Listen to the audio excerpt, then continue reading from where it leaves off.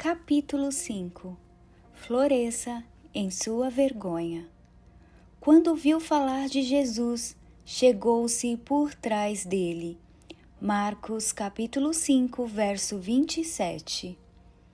Já teve a experiência de tropeçar e cair em público, tendo todas as pessoas do local olhando ao mesmo tempo para você? Eu já. E posso dizer que não foi nada agradável. Imagine a seguinte cena: um restaurante simples formado em uma casa na rua da Faculdade de Odontologia. Sábado, no horário do almoço, com toda certeza lotado.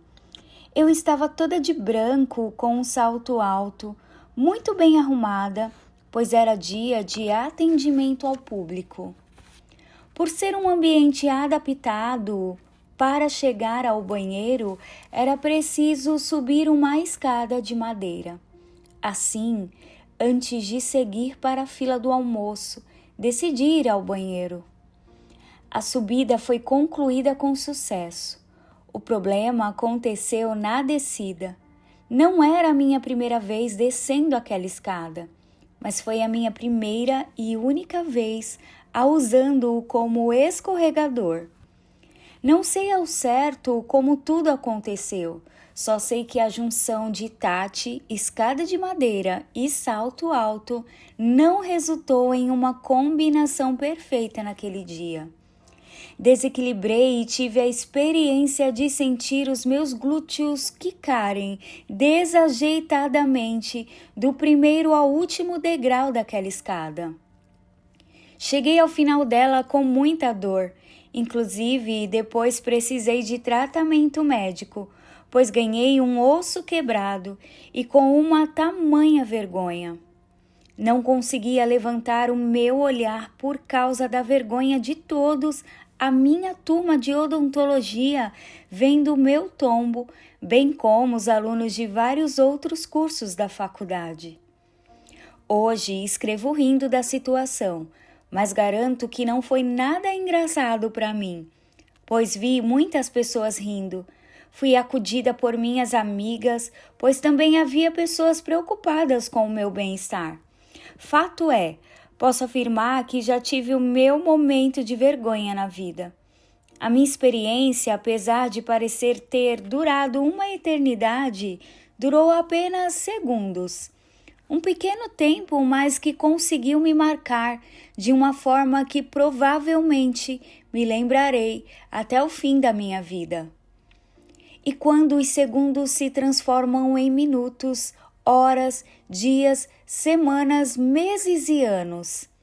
A mulher do fluxo de sangue teve que conviver com uma situação de vergonha perante a sociedade por longos 12 anos. Veja a lei a qual ela estava submetida.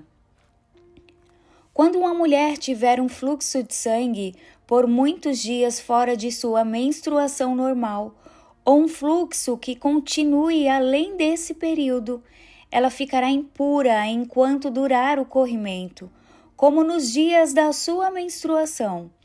Qualquer cama em que ela se deitar enquanto continuar o seu fluxo estará impura, como acontece com a sua cama durante a menstruação. E tudo sobre o que ela se sentar estará impuro, como durante a sua menstruação. Quem tocar em algumas dessas coisas ficará impuro.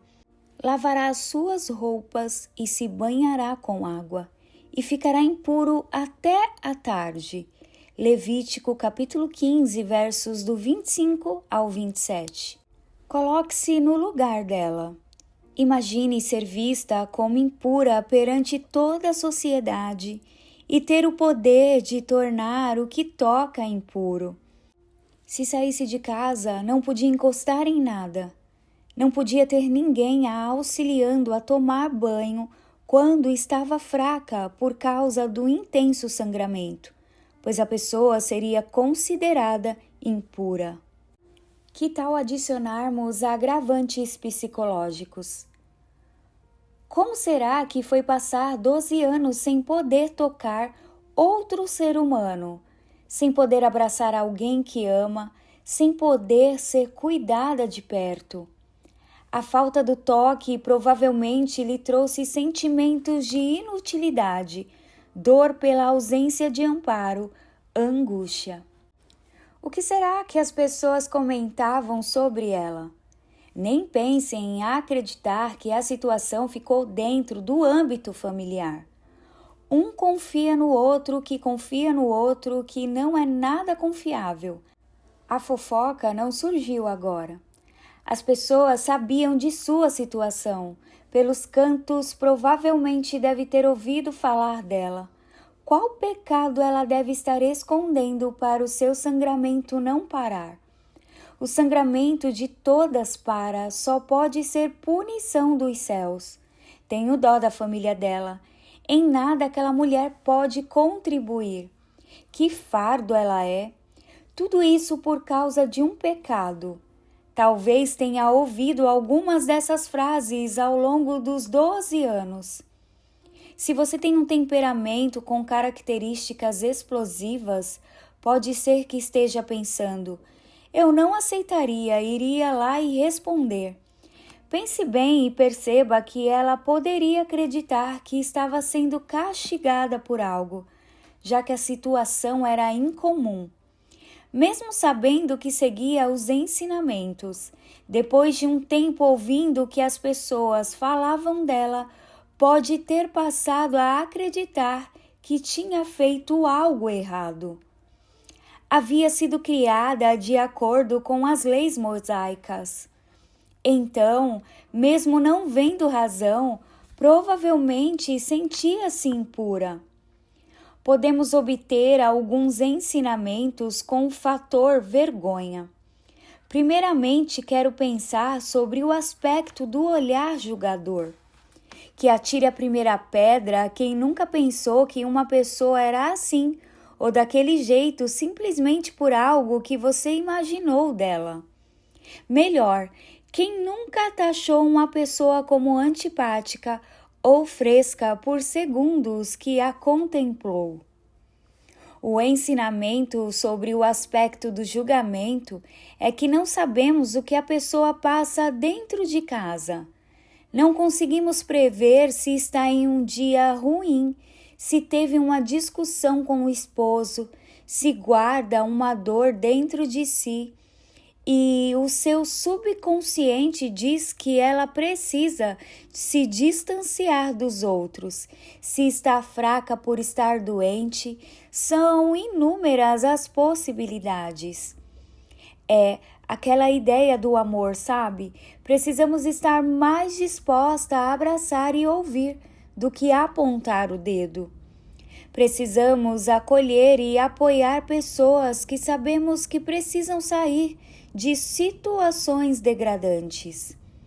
Precisamos ajudar a encontrar soluções, ao invés de só listar os problemas. Infelizmente, temos visto o contrário disso entre as mulheres.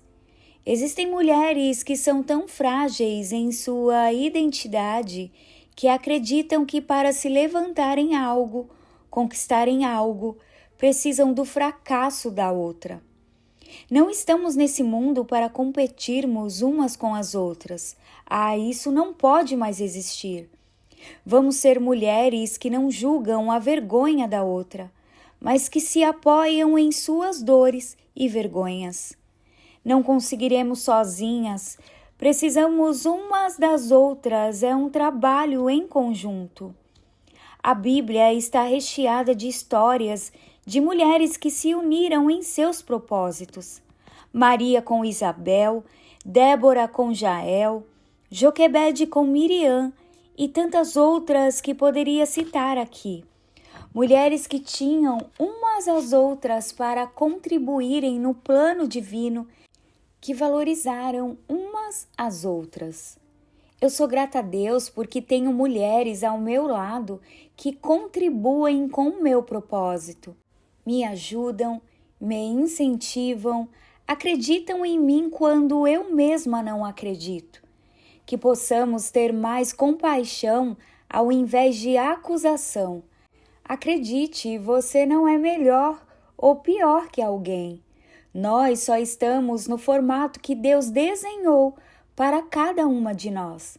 Você não é inadequada no lugar que Deus a colocou. Você é amada, você é aceita, você é o que Deus diz que você é. Isso me faz lembrar de uma história bíblica em que Jesus protegeu uma mulher de sua vergonha e a deu dignidade. Ao amanhecer, ele apareceu novamente no templo, onde todo o povo se reuniu ao seu redor, e ele se assentou para ensiná-lo. Os mestres da lei e os fariseus trouxeram-lhe uma mulher surpreendida em adultério. Fizeram-na ficar em pé diante de todos e disseram a Jesus: Mestre, esta mulher foi surpreendida em ato de adultério. João capítulo 8, versos do 2 ao 4. Meu coração se entristece diante da angústia que essa mulher deve ter experimentado. Podemos apenas imaginar o temor que a dominou. Teria ela coberto o rosto, chorando em silêncio, ou enfrentado o peso da vergonha? Não temos certeza. No entanto, é provável que ela estivesse consciente de que o dano causado à sua reputação não poderia ser desfeito, pois ela havia violado a lei. Não sabemos nada sobre o que pode tê-la levado a isso. A Bíblia não diz nada sobre.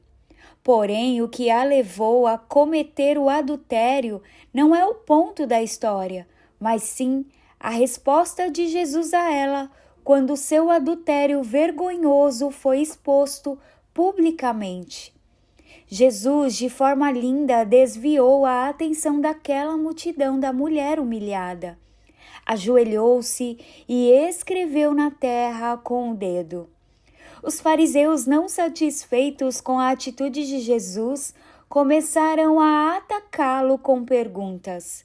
Jesus então levantou-se e pronunciou a frase que tem ecoado na cabeça de todos até hoje. Se algum de vocês estiver sem pecado, que seja o primeiro a atirar pedra nela. João capítulo 8, verso 7. Dito isto, Jesus se ajoelhou novamente e escreveu na terra outra vez. O que Jesus escrevia na terra? Isso eu não sei. O que sabemos é que Jesus cuidadosamente desviou todos os olhares dela para si ao se ajoelhar. Procuro visualizar a cena daquela mulher sendo arrancada abruptamente de sua situação, talvez sem querer ter tempo para pegar suas vestes, enfrentando uma multidão pronta para apedrejá-la. No entanto, por breves momentos preciosos, ela percebe que todos os olhares estão fixos em Jesus.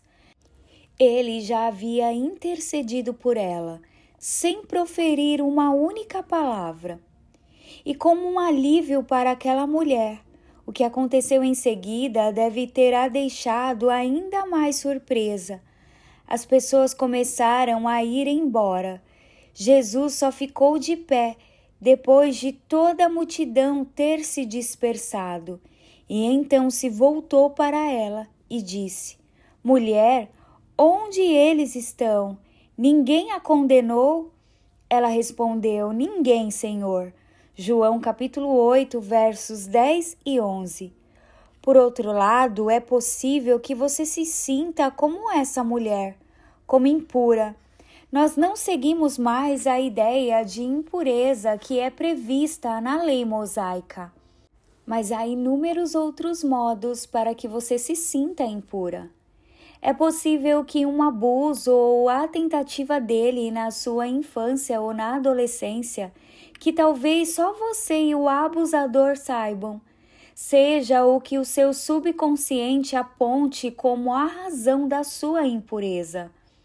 Uma ação cometida por você, como o ato sexual fora ou antes do casamento, faz com que você se sinta impura. A rejeição que você tem do seu corpo, causada por palavras ouvidas quando ainda era pequena, podem ser o que lhe fazem sentir indigna de amor e cuidado. São inúmeras as possibilidades que podem permear a sua mente no aspecto da impureza. Mas acredite, Jesus está pronto para curá-la.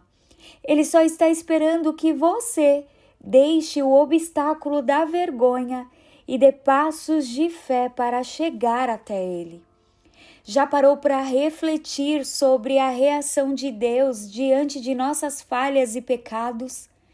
Permita-me compartilhar as palavras amorosas de Jesus, que ressoam profundamente em seu coração. Eu também não te condeno. Agora vá e deixe para trás a vida de pecado. João capítulo 8, verso 11. A mulher do fluxo de sangue sabia que era julgada, motivo pelo qual precisou deixar tudo o que escutava e o que pensava sobre si para trás, a fim de poder dar passos de fé. Sim, passos de fé, pois o seu maior ato de fé foi ir até o encontro de Jesus. Tente imaginar a fraqueza que ela sentia devido à perda de sangue. Imagine o cheiro que a envolvia e as frequentes trocas de roupa que precisava fazer. A carga emocional era avassaladora e a culpa talvez a consumisse.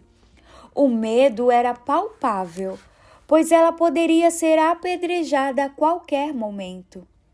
Talvez o sentimento de impotência tenha atravessado a sua mente.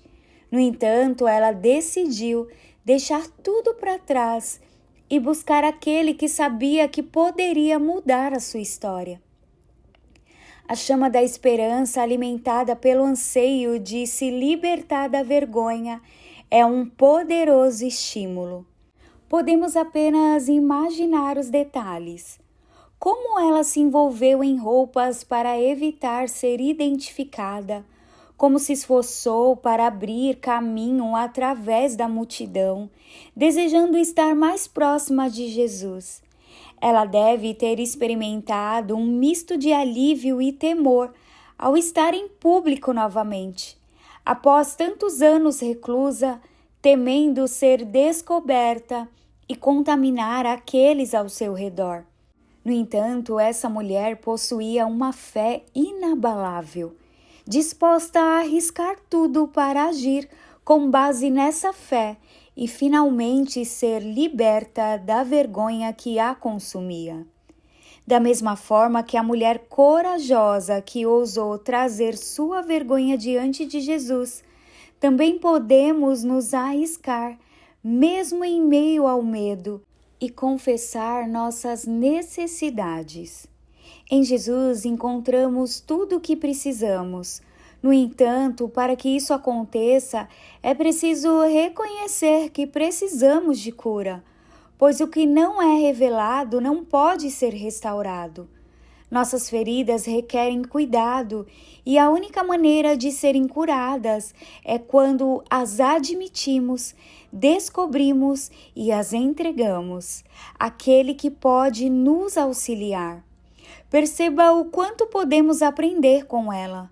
Não podemos deixar as dores, o medo, as inseguranças, os sentimentos de incapacidade e inutilidade, a vergonha e o desprezo nos impedirem de chegar até o Mestre.